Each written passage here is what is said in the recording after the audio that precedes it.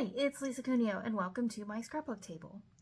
This layout is just mostly for fun. I saw a challenge today because I'm working on this on International Scrapbook Day, and I saw a challenge on the Counterfeit Kit community to play with titles and do something a little bit different with your title. So I knew I wanted to scrapbook going to see this musical / play, because it was some of each. It's called By Jeeves. I had never heard of it before. I mean, I had heard of the saying by Jeeves and that Jeeves was a butler, but I didn't know where it came from. And so it was based on some books, and I found that out as we were going, and I read a little bit about it.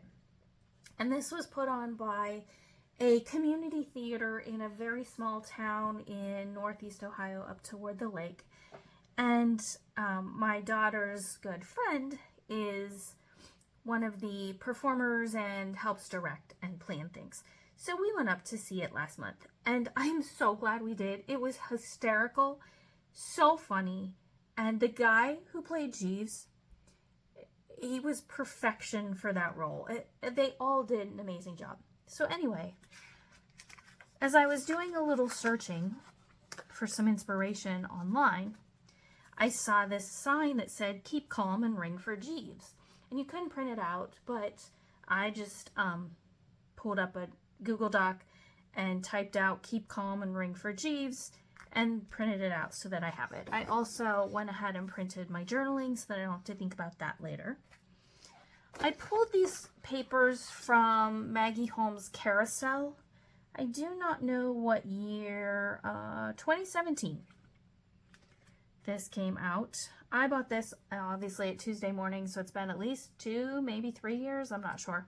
So I had the 6x8, and then I happened to have a couple pieces of it that I bought on clearance at Joann's a couple years ago, and I had just had them tucked away. And while certainly carousels don't have anything to do with the musical, the feel of these papers just fits in my mind. So that's what I've decided to use. I also have 2 cut files.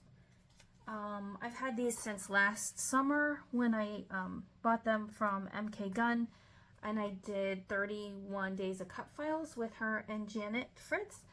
And these are 2 that I hadn't used, and I don't know that they weren't meant to be used together, but they're going to work together nicely, I think, because I'm telling a story.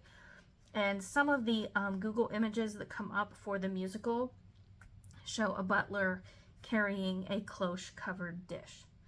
So I'm going to use those. I'm going to go ahead and map my photos and make a couple of decisions, and then I'll be back.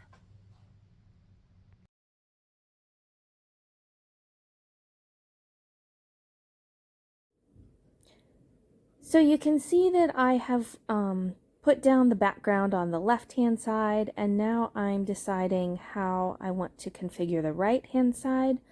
It will have the same pink paper and that same teal and pink stripe border, but the black and white paper will be a different pattern because I didn't have a whole 12x12 of the one that's on the right-hand side.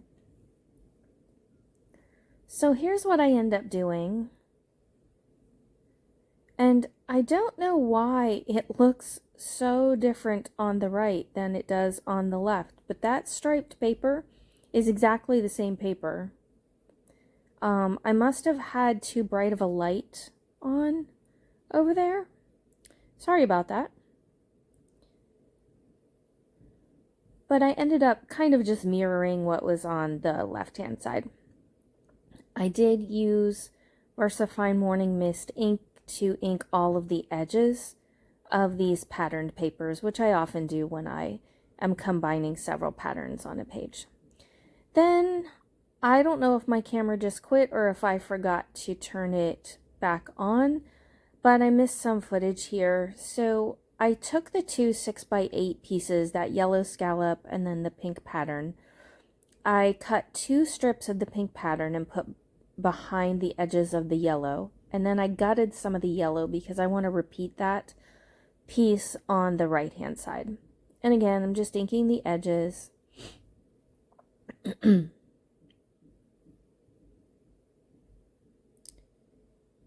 And that's going to serve as the, kind of a big mat for some of the photos.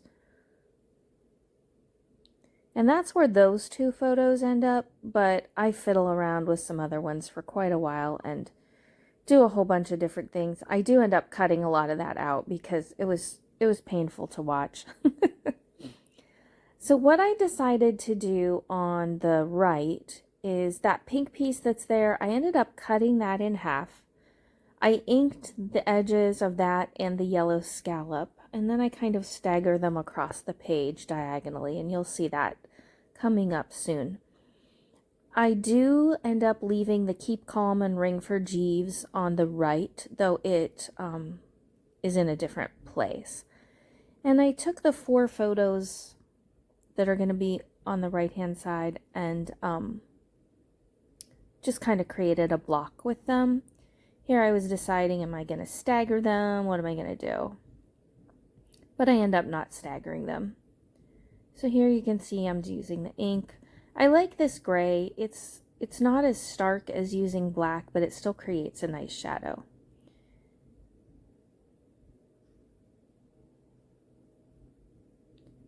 My ATG is wearing out. It will hardly stay together well anymore. It's just not, it's old.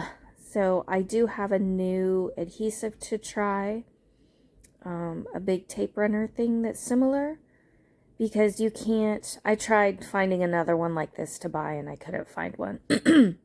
So I bought the Creative Memories new large one. I haven't tried it yet. I'll be interested to see if I like that.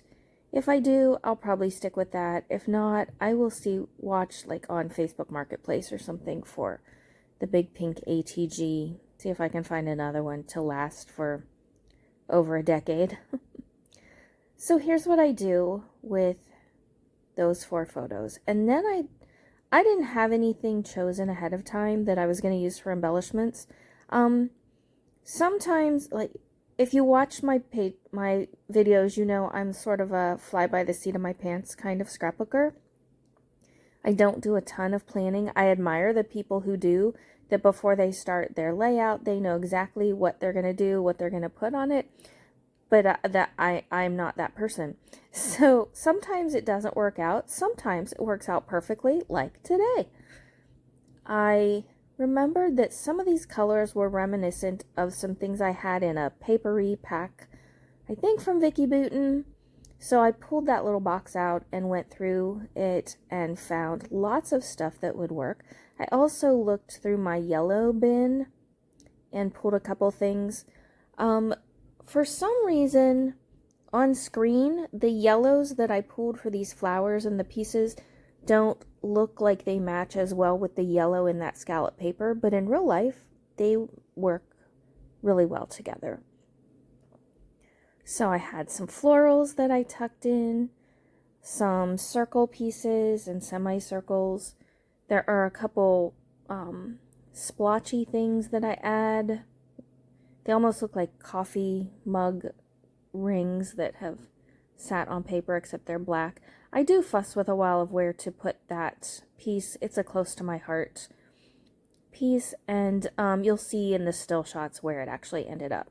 So I really liked splitting this black circle in half and adding it to the right, because it balances out that black circular piece on the left. I did add a bunch of dimensional adhesive behind some of the flowers, but you don't see all of that. The other thing is, when it came time, I ended up not using the big title. I didn't have room for it. And when it came time to add the cloche piece, like the butler's hand holding the cloche, I couldn't find it. I have searched everywhere. I do have a plan that if I find it, where I can put it on the page, but I don't know what happened to it. I even looked in my garbage can. It's not there.